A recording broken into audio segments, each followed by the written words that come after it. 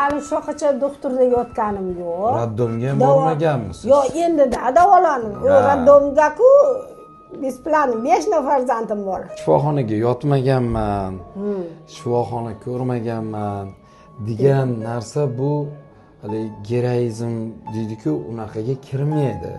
Chunki sababiki o'zimiz eskichadan ham olib qaraydigan bo'lsak, tanani tiriltirib, o'sha tana tuproqdan yaralgan. Tana bizga omonat. Omonat bu как arendaga mashina mingan, arendaga uyda olib o'tirgandek, misol qarovsiz qoldirsangiz, egasi kelsa achchig'i keladimi? Nimaga meni bergan omonatimga, joyimga qaramading deb. Xudoyim bergan bu bizga omonati, tana. Yana tuproqqa qoladi. Ruh arshaloga ketadi.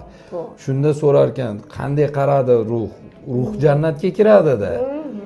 Ruh qanday qaradi desang, menga yaxshi qaradi. Vaqtida remont qildirib turdi. Mana dori darmonlar remont qilish deganda biz mashinaning ustasi, uyning ustasi bo'lganda biz insonlardir. Allohning tarafdan yaratilgan uchun ustasimiz. Shuning uchun ustaga borib turish kerak. Demoqchi bo'lgan.